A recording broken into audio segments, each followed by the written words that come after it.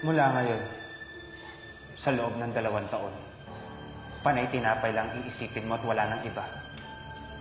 Mula sa araw na to, si Eunice, hindi mo na pwedeng makita. Ang labo mo talaga, Tol. Baliw ka ba? Bakit gusto mo kaming hindi na makita ni Eunice? Bakit? Lalabanan kita, Takgo. Hanggang makita nilang lahat kung paano kita pababagsakin. Bakit gusto niyong paggawa lang ng tinapay ang pagtuunan ko ng pansin? Sa loob ng 2 taon? Anong meron?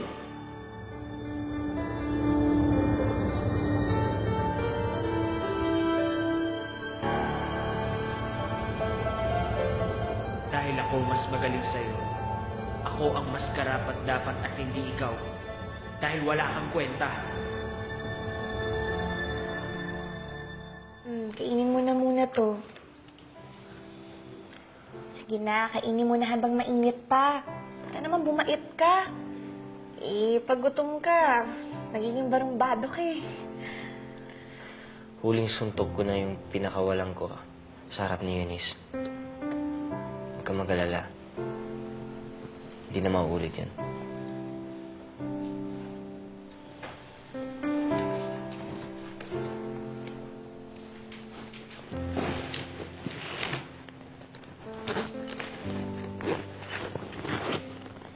Ano yan?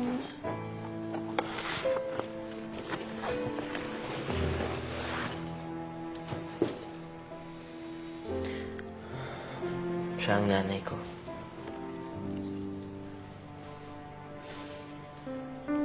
Ang ganda niya naman.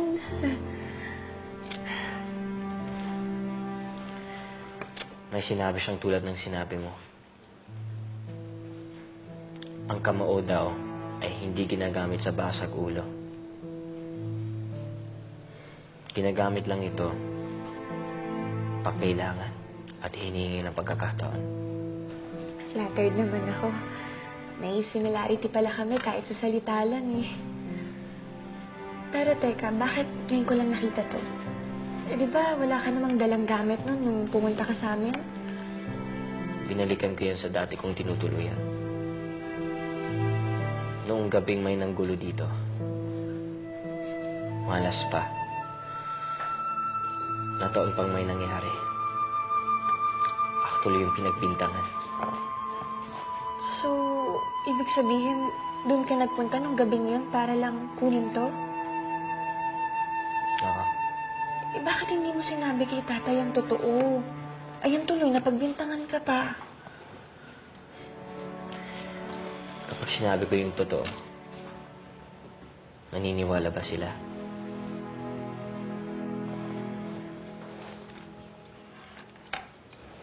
Pero, alam mo, ito lang ang natitira kung alaala ko sa nanay ko. Mula ngayon, susundin ko ng utos ng nanay ko.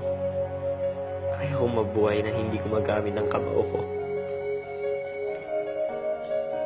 Hindi na ako magigipagsuntukan.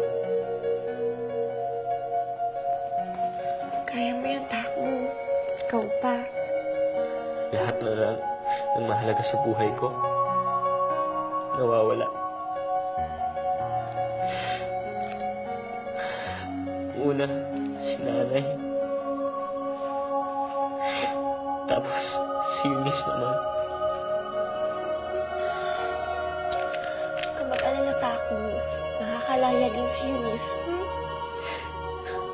Sana lamang makalaya siya. Dahil hindi ko kaya makita ang ganun ang kalagayan niya.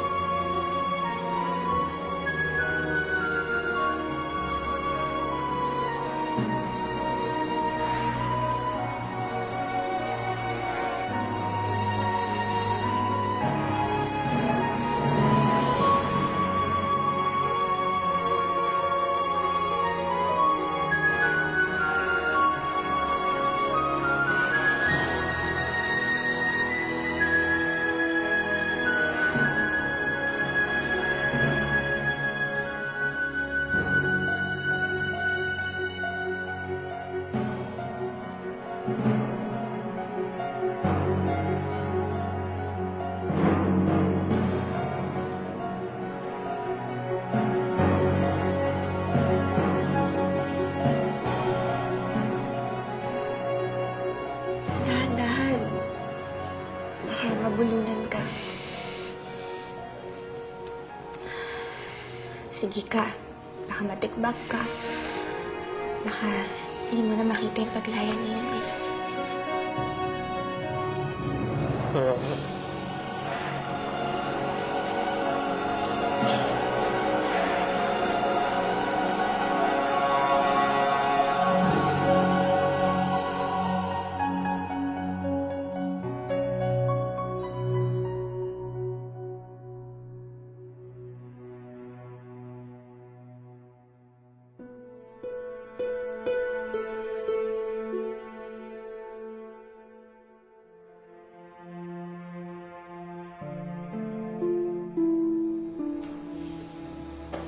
Jericho, Ano yan? Bilisan mo, wala akong tiyagang magantay. payag na ako sa kasunduan natin.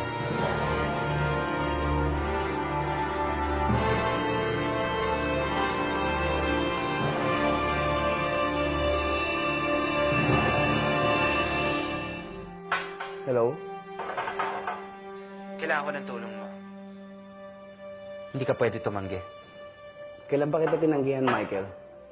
Kailangan ko ng pinakamagaling na abogado. Kausapin mo yung parents ng bata nagsampa ng kidnapping case kay Eunice Bustillo. Bayaran mo, takutin mo, wala akong pakialam. Basta ang gusto ko, iurong nila ang kaso. At higit sa lahat, palabasin mo ng kulungan si Eunice.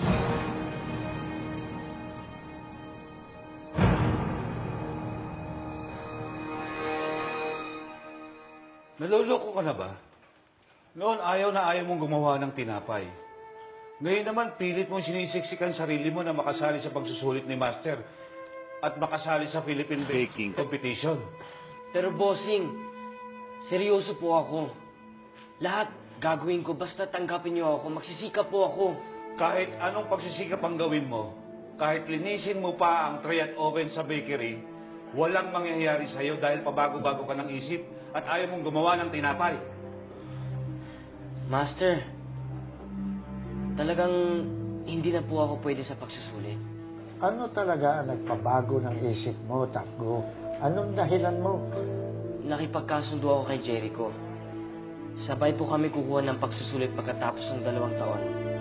Kukuha ka ng pagsusulit dahil gusto mo lang labanan si Jericho? Opo, gusto ko po manalo sa kanya. Lumabas ka na, baka hindi kita matansya. Pero bossing, Labas!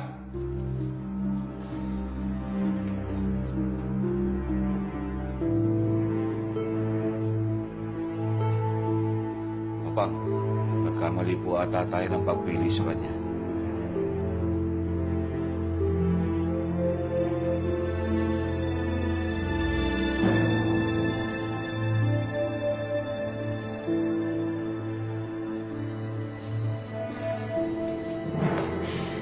Ano sabi ni Master?